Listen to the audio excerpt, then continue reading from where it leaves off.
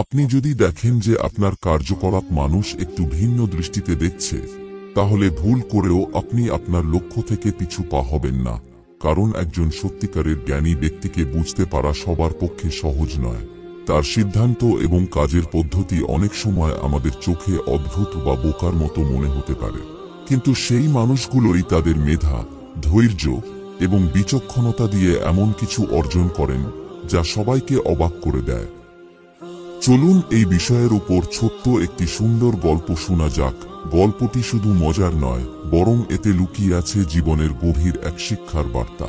পুরো গল্পটি জানলে আপনার দৃষ্টিভঙ্গি বদলে যেতে পারে। একসময় এক রাজার দরবারে একজন অত্যন্ত চালাক মন্ত্রী ছিলেন। এই মন্ত্রীর কাছে কিভাবে জানি না প্রতিটি সমস্যারই সমাধান ছিল, আর এই কারণে রাজা তাকে জিজ্ঞাসা না করে বড় কোনো সিদ্ধান্ত নিতেন না। সেজন্য রাজ দরবারের অন্যান্য উচ্চপদস্থ কর্মচারীরা মন্ত্রীর উপর হিংসা করত।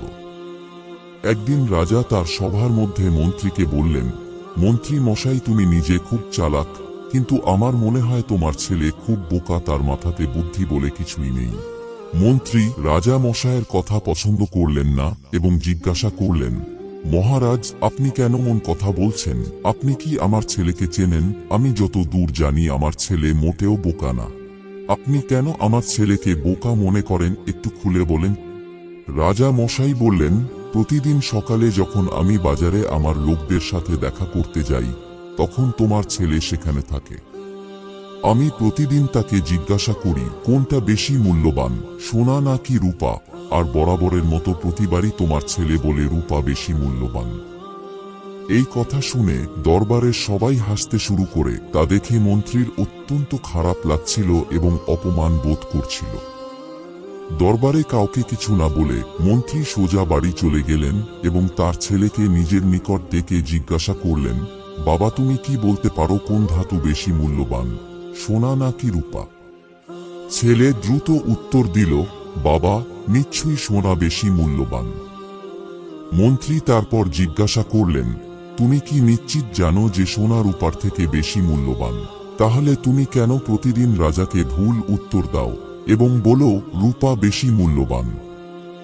ছেলে উত্তর দিল, বাবা, প্রতিদিন সকালে রাজা বাজারে আসেন তার লোকদের সাথে দেখা করতে। প্রতিদিন সে আমাকে উপলক্ষ করে আমার সামনে দুটি মুদ্রা রাখে, একটি রূপা এবং অন্যটি সোনা, আর আমাকে বলেন যে এখান থেকে যেটি বেশি মূল্যবান সেটি তুমি তুলে নাও। আমি রূপার মুদ্রা তুলে নিই, আর রাজা মশাই হাসতে হাসতে সেখান থেকে চলে যান। মন্ত্রী তখন তার ছেলেকে জিজ্ঞাসা করলেন, কিন্তু তুমি প্রতিদিন রূপার মুদ্রা কেন তুলে নাও? আজ এই কারণে পুরো রাজসভা তোমাকে নিয়ে হাসি তামাশা করল। তোমার এরকম বোকার মতো কাজের জন্য সবার সামনে আমার মাথাটা নিচু হয়ে গেল। এই কথা শুনে ছেলেটি তার বাবাকে তার ঘরে নিয়ে গেল এবং একটি বাক্স খুলে দেখালো। বাক্সটি চকচকে রূপার মুদ্রায় পরিপূর্ণ ছিল। এত রূপার মুদ্রা দেখে মন্ত্রী অবাক হয়ে গেলেন আর জিজ্ঞাসা করলেন, তুমি এত রূপার মুদ্রা কিভাবে পেলে? ছেলে উত্তর দিল, বাবা, এগুলো মহারাজ আমাকে এই পর্যন্ত দিয়েছেন। যেদিন আমি রাজাকে সঠিক উত্তর দেব এবং সোনার মুদ্রা তুলে নেব, ঠিক সেদিন থেকে এই মজার খেলাটা বন্ধ হয়ে যাবে। সে আমাকে এই প্রশ্ন করা বন্ধ করে দেবে এবং আমি রূপার মুদ্রা পাওয়ার সুযোগটা চিরদিনের মতো হারিয়ে ফেলব। আমি জানি যখন আমি সবার সামনে রূপার মুদ্রা তুলে বলি যে সোনার চেয়ে রূপা বেশি মূল্যবান, তখন রাজা তা ভীষণভাবে উপভোগ করেন। তিনি খুব বেশি চিন্তা না করে হাসতে হাসতে সেখান থেকে চলে যান। বাবা, আমি আমার প্রতিদিনের রূপার মুদ্রা একদিনের একটি সোনার মুদ্রার জন্য হারাতে চাই না। এই কথা শুনে মন্ত্রী তার ছেলের উপর গর্বিত বোধ করলেন এবং বুঝতে পারলেন যে যদিও লোকেরা তার ছেলেকে বোকা বলে, কিন্তু তার ছেলের জ্ঞান এমন লেভেলে যেয়ে পৌঁছাইছে যা কেবল একজন বুদ্ধিমান ও বিচক্ষণ ব্যক্তিই বুঝতে পারবেন। এখন যখনই কেউ তার ছেলেকে বোকা বলতেন, মন্ত্রী কোনো প্রতিক্রিয়া না করে সেখান থেকে হেসে চলে যেতেন। বন্ধুরা, যদি তুমি জানো যে তুমি যা করছো তা সম্পূর্ণরূপে সঠিক, তাহলে লোকেরা তোমাকে বোকা বলল বা পাগল বলল তাতে কিচ্ছু যায় আসে না। পৃথিবী প্রায়ই যাদেরকে বুঝতে পারে না তাদেরকে পাগল বলে থাকে, কিন্তু সেটা কতটা সঠিক তা আপনি একটু গভীরভাবে চিন্তা করলেই বুঝতে পারবেন। ইতিহাসের পাতা উল্টায় দেখুন একবার। Wright brothers, Nikola Tesla, Thomas Edison, Galileo, Albert Einstein, এদের কার্যকলাপকে মানুষ কোনো না কোনো সময় পাগলের পাগলামি ছাড়া কিছুই বলতেন না।